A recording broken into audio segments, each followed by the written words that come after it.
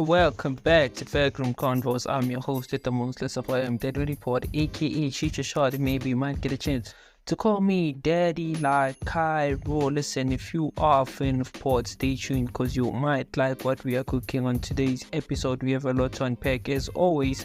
So, yeah, my apologies again. I know that I've been apologizing a lot for the inconsistencies when it comes to releasing podcast episodes. I spent the entire week without releasing an episode, so I do apologize. And not to say it wasn't a part of my procrastination, but spiritually I've been going through a lot, so certain things just kind of did take a toll on me for this past week. So it's just now that I'm just coming out of the cloud, and I thought maybe it's proper, maybe if I do or release an episode just to talk to you guys about what's been going on. But I don't want to get into details, but I just wanted to let you know, guys, I've been going through a lot, and I do apologize for the inconsistency with the podcast. We hit 100 episode, major milestone, big milestone even. And for some of you who were listening to the past episode, you might know I did mention we had plans of getting into radio and making that surprise a radio show and broadcast it from there. And it would have been a cool thing to do, but so far we haven't been lucky as far as the radio gigs, so we didn't get. So we still fight 200 episode. There's more, or it's another milestone to reach. We're pushing, releasing we're releasing an episode each and every day. That's what we are pushing for. That's what rather I am pushing for, and I'm grateful to everybody that's in support, everybody that's listening. I know I haven't been showing a lot of gratitude to the listeners, or sometimes I don't know if it feels like I don't appreciate moments like these more, or because there's a lot of podcasts that I see that have 43 episodes, 10 episodes, and they're doing pretty well. They're doing pretty well for themselves, and currently we're sitting at 100 episodes, lesser followers. I bet you, I kid you not, we do have few followers in comparison to some of the people that are releasing podcasts now that are in YouTube. And I think by the time we get to a point where we are to release audio, or not audio, because currently we're doing audio, when we get to a position where we are doing visuals,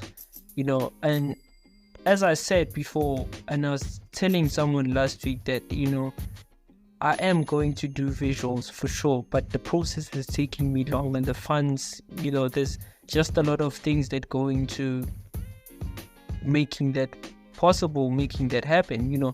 For instance, just to have the lighting and the camera works for the podcast, it's something like 21k. And I think the reason it's 21k, for some of you who are wondering or listening to the podcast now, and welcome to everybody who just joined us, the reason that it is, it's because everything that we do as a podcast, we want to run it independently. We don't want to rent out anything, be it sound, be it mics, be it this, be it that, be it lighting. We don't want to go out and outsource. We want everything to be in-house. Every production, engineering, sound engineering, visuals, everything has to be in-house. I think that's my goal. Hence, when it comes to that aspect of it is taking a bit of time. It's because it would have been easier, honestly, to just, go out to that one studio that hit us up. They were like, yo, bro, we see you're doing something in podcasting A, B, and C, right? So it would have been easier for us to be yeah, this makes a lot of sense. Let's just go out and do that with those guys, collaborate in the way they push their thing, we push our thing, come together, represent it, package it to the world, and bring more customers for them, so it's a win-win situation. We would have rather went for that, but for me, it's more than just that, it's more than just, I think, as much as it is about independence, but it's also about ownership, like ownership of everything that we release, ownership of everything that we put out, and being a part of the experience, or like being in the forefront of everything that you do. Because the moment you outsource certain things to certain individual, you don't have complete control over those things, so certain things tend to not come out the way that you want to, because obviously it's a collaboration. You need to hear what they say, you need to listen to what they say, and vice versa, right? So it's not completely your own vision, it's tweaked here and there. So like, that's why you find ukuthi certain things that you want for the podcast that won't get fulfilled because of that. So that's one thing I'm clear about, hence it's 21k. I guess it answers the question of the people who are wondering why aren't we doing the episode, why aren't we doing the video? Like, it's more than just that, and I just wanted to represent something bigger than what it is at the moment. And I think the moment you step into the world of visuals, that's where like the entire world will know. Because now, if you understand the rollout of the video podcast, the snippets, the this, the that, there's also like the element of building within that. I'm also aware of it, but I'm also like, everything that we release has to be quality. And this match, shout out to everybody who's a fan. There'll be match coming out as well, when the visual episode, and maybe prior to that or sooner, we might get visuals, before we get the match, or the match might come before, vice versa, so there is match as well that we are working on. There's just a lot of things that we are working on, and I'm thinking from an angle of ownership, from the angle of semichism, or like togetherness, or like the uniformity of it all. Like these guys, they have that thing, you go by uniform. If we go out to do this, we wear the same. Like I'm just thinking about a lot of like the things that a lot of people are not thinking about as far as like production, and there's just a lot of those elements, because I understand them. It might not be well enough, but I do understand, and I try and make sure to every aspect of whatever I understand, I have the clear vision of how everything has to look like, and I think that's the one of the many reasons why the audio is taking, the visuals are taking a bit of time, so I guess that's the reason. And the past 3 days, or Monday, Tuesday, it was very much cold. It was cold. And I remember Sunday I was out telling people, because I don't usually get sick, done. Monday I felt like I was getting sick. Even Tuesday, so block knows, and I think it's all because of the heater that I was using. Not heater, like I was using a stove as a heater, but just to keep warm. So I think it was very much cold, and I think that was pure procrastination. And I do apologize to the people that I promised we will be releasing episodes each and every week. As I'm not sure if you all noticed like the voice is a bit different. It sounds as if I'm a bit sick.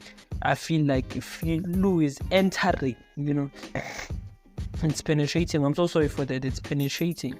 So yeah, man, I've spoken a lot about what I've been going through, and one aspect of this that I also want to talk about, it's like I haven't been feeling like myself for the most part of the past 2 weeks, but the feeling has been heightened this week.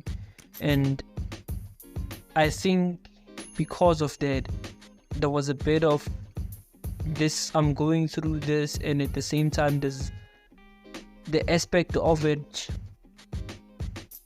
where I was like, I'm doing some introspection as far as like everything that's going on.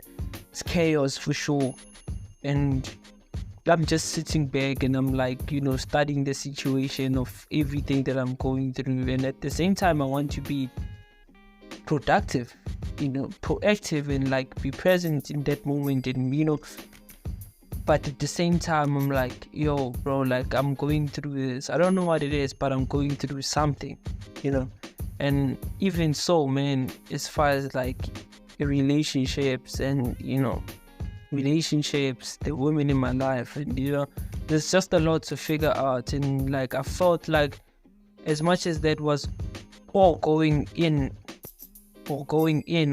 on in my life, I felt like there was less investment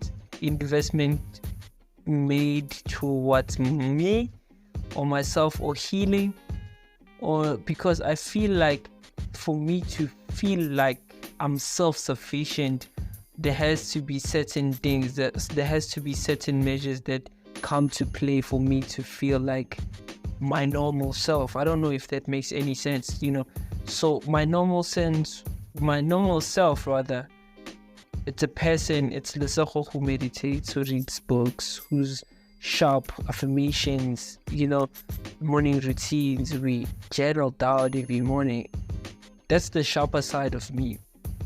So as of current, a lot of those things, I was complacent with where I was or where I am, and that kind of slipped like for me to be or remain or grow from that person to something even better or greater.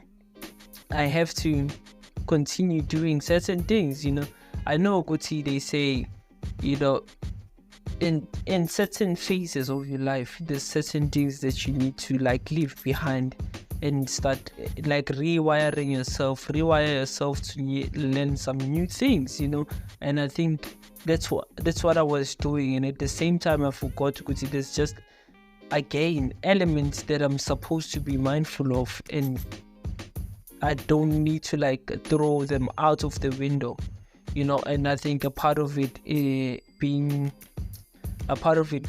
myself, and like some of these routines that I have for myself to connect with myself spiritually.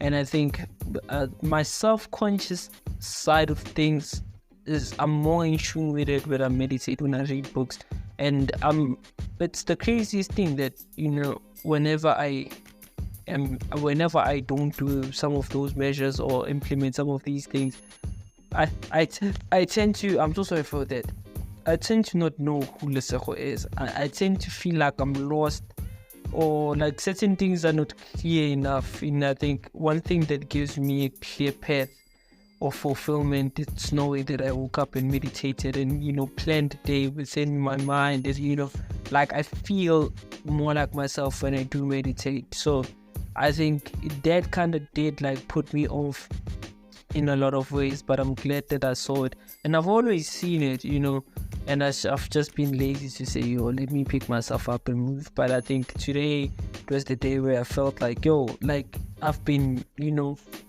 at it for a moment, so now I had to wake up today and be like, we are planning this day, we are meditating, we are praying, we are eating and recording the podcast, and now we're here, And I know this episode sounds like the most mature episode ever because of what I'm bringing up to the table. It's supposed to be an entertainment news podcast or whatever that is, covering, A-list content, or, it's supposed to be something than what I present it to be in this moment, but I'm going through something. That's what I'm saying. So, and I do apologize again for the episodes that were not released in the past week. It's supposed to be 105, 106 episodes that we've been dropped, or the episodes that we have dropped, but we haven't.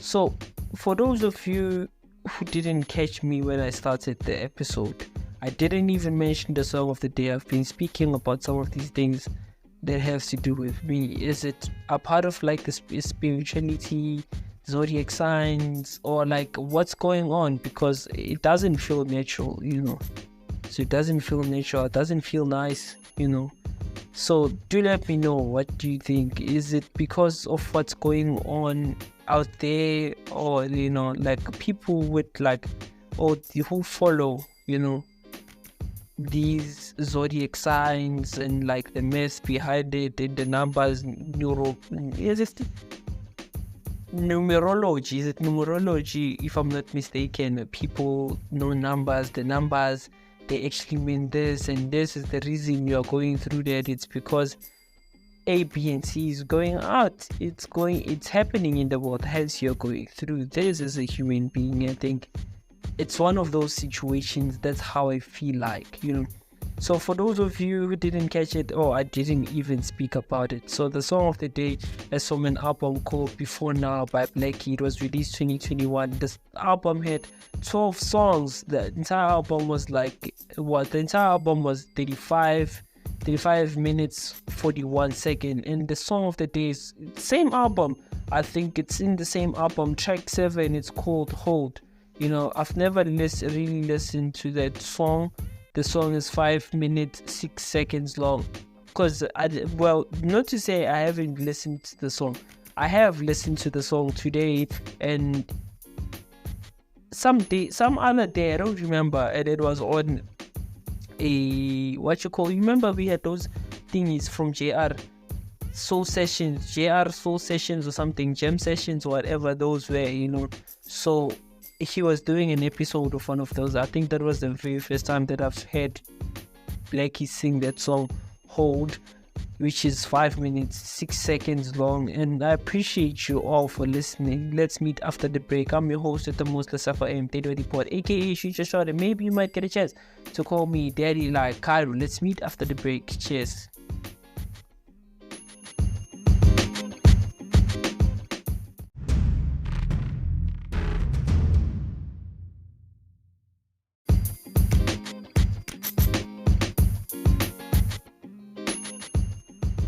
Welcome back to Backroom Convos. I'm your host at the most, Lesego M, aka Shoot Your Shot, and maybe you might get a chance to call me Daddy like Cairo. The song today is Hold by Blackie. The song is 5 minutes 6 seconds long. It was released on the album called Before Now. Before Now. It was released 2021. The album had 12 songs, rather. It is 12 songs. The entire album, the LP is 65 minutes 41 seconds long. The name of the artist, guessed it, the name of the artist is Blackie. So before we went over the break, we were talking about what I've been going through, the zodiac signs, and like the explanation behind it, and like how it was affecting me. And I feel like I'm now coming out of the cloud. For those of you who are wondering what we were talking about in the first segment, by the way, I'm your host with the most, Lesego M, aka Shoot Your Shot, and maybe you might get a chance to call me Daddy like Cairo. You've reached the last segment of the day of the show.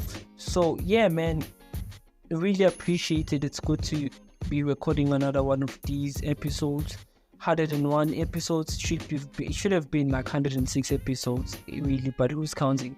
So yeah, man, let's talk about it.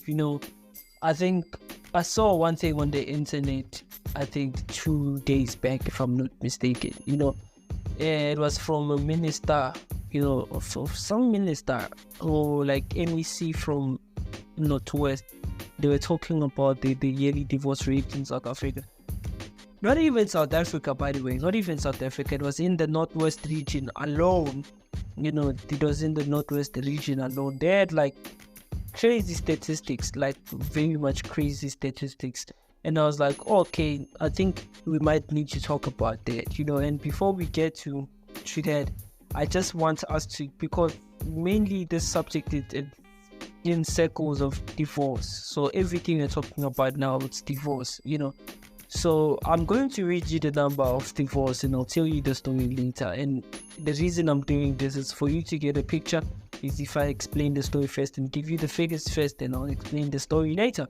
So in 2016, this is the database that I pulled from familylaws.co.za, divorce statistics. So these stats run from 2016 to the recorded date of 2021. I didn't get the latest ones, but we'll just use them because this one was it was released 2023 on the 19th of March, which is last year.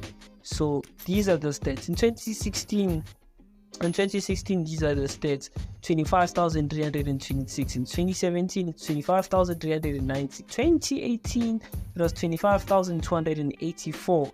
In 2019, 23,710. In 2020, it's 16,097. So in 2021, it's 18,208. Those are the stats. Category is yearly divorce in South Africa, right? So we're moving right along. So by province, top provinces, by the way, these are, I think the Northwest removed one of these provinces because this is like from 2021, the date of these reports, 2021. So then the reports for top divorce provinces according to family laws. So Gauteng is 26.7%, Western Cape is 21.1%, and Eastern Cape is 11.7%. KZN is 15.7%, making Gauteng the highest in this category, right? So we're moving right along to this another category. It's divorce plaintiffs by gender. So firstly, it's women. Women, it's 54.8%. Then it's men, 33.7%. Then unspecified, 6.4%. These are like, I don't know if were they written both and unspecified. I think it's more or less the same, but I'll just read it like it is. It says unspecified, it's 6.4%, and it's written both, it's 11.5%. Moving right along. So in this category, the women are the one that have the highest. The women are the one that have the highest percentage within the category. Divorce by duration of marriage. So this is from 0 to 4 years, 16.5%. People who are married from year 1 to year 4, it's 16.5% of those people who are getting divorced. So people who've been married for 15 to 19 years, 15% of those people get divorced. 4 years to 35, 2.6% of those people get divorced. Then for 5 to 9 years, 26.6% of those people get divorced. So from 20 to 24 years, it's 12.2% of those people get divorced. 35 plus, it's 0.9%. 10 plus 40 years. I'm so sorry for that. I'm so sorry for that. My apologies. That's what I mean to say. My apologies. So people who've been married for 10 to 14 years, the rates are 21.3%, and people from 25 to 29, 4.9%. So this is another category. We are done with that one. The highest being people who are married from 5 years to 9 years. This is like the highest. So the first 10 years, we might say it's the toughest year of a couple or people which newlywed. So it's newlywed, so they have the highest debts from that amount. That number that was mentioned, that I mentioned, I'm just lazy to go back. So top gender group by divorce for males. Top gender group by divorce for males. So people who are 25, the divorce rate is 0.3, which is good. So from 35 to 39, it's 17%. From 50 to 54, it's 14.3% of those people divorce. And 25 to 29, 2.6% of those people divorced. 40 to 44, 18.4% of those people divorced. 55 to 60 or 59, 8.9% of those people, 8.9% of those people divorced. 30 to 34, 8.2% of those people divorced. 25 to 29% of those people get divorced. 60 plus or 60 plus or 60 from 60 to 64, 5.2% of those people get divorced. Top gender by female, those were males. So which age takes it here? I think the 1 year 18.4, which is 40 to 44, is the high. Oh no, 25 to 29 is the highest. No. This one is the highest. 40 to 44 is the highest. So in men. So it's likely the likelihood of men getting divorced from 40 to 44, it's very high after 40 years of marriage. So by female 25, it's 0.8, which is lower than which is higher than the male at 25 years. In 35 to 39, it's the same as the male, 17%. Then for females, it's the same as males. Then 25 to 29, females doubled the number with 5.8% from 25 to 29. Then by age, still girls, 19, which is also higher from 40 to 44, which is 19%. Then 55 to 59 at 6.6, which is quite low. Then 30 to 34, it's double that. Then 46 to 49, it's 18%, which is the same as the males. 2.9% from 60 to 64, it's lower. Okay, yeah, those are the statistics. That's how the statistics are. Those are like the statistics for people who are getting divorced from all provinces, not all provinces, but top provinces from 2016 to 2021. I don't have the latest report. I didn't get the report that was written by the ABC of Northwest. So the people who are divorcing, this is something that I was also shocked by. I didn't know until now that I read the comments. So people are saying, people that are getting divorced now, they're getting divorced now because they're trying to pay to catch a paycheck from their pension fund. So when you don't have access to your pension funds until you retire, and there's still taxes. And I was asking someone, okay, like how much of the taxes do they tax you after you go on to pension and you get the pension funds? How much tax is that? I didn't research. How bad of me not to research. So I'm like, oh, okay. So now there's another dynamic. I don't know who found the loophole in the system.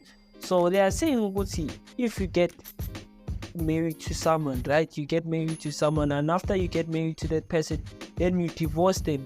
Then the same pension fund that you didn't have access to when you were single or when you were working, you didn't have access to. Now because you are divorced, you have access to the money.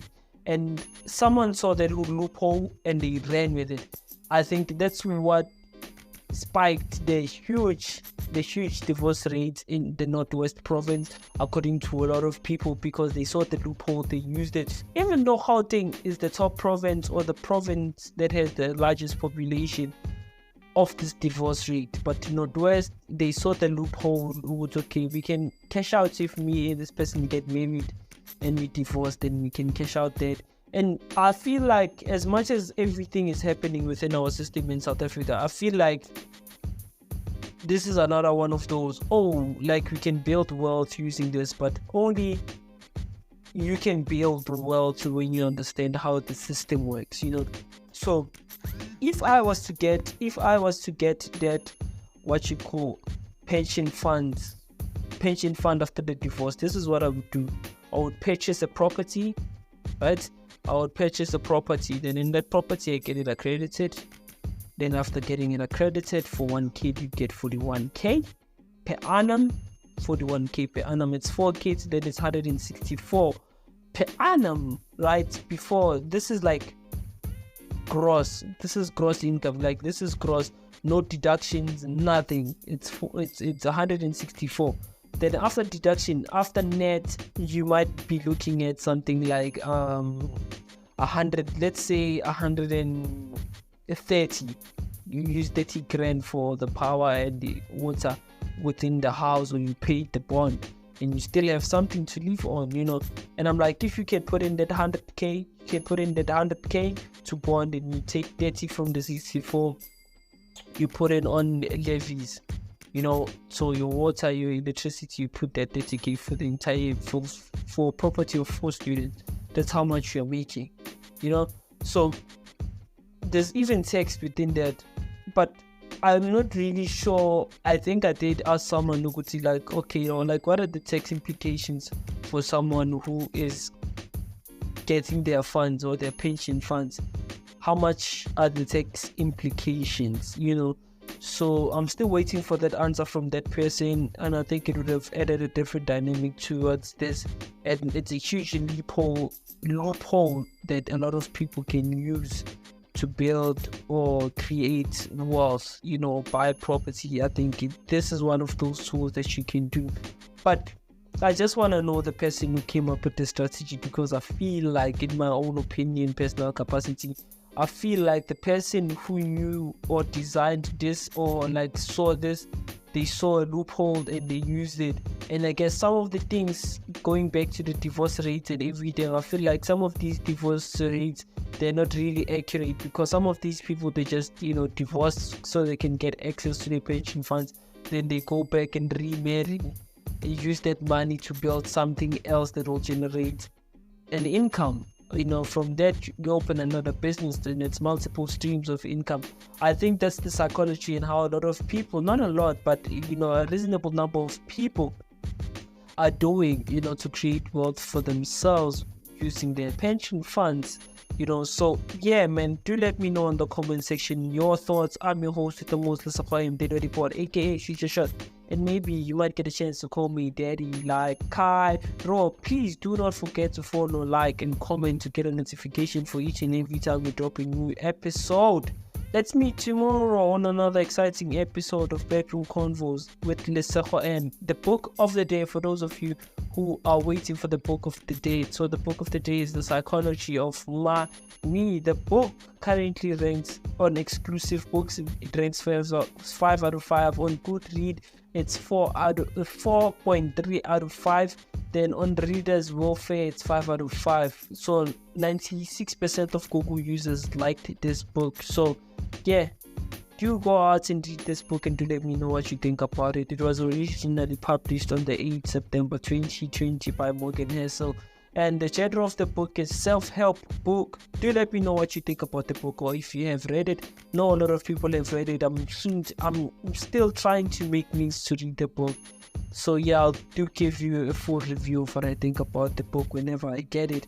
So yeah, man, I'm grateful for you guys for tuning in. I know that for those of you who didn't know, I did post yesterday we have a fan base in Tanzania, and we're pretty much ranking higher in Tanzania. I don't know if it's like the first time entry thing, but we are ranking higher there.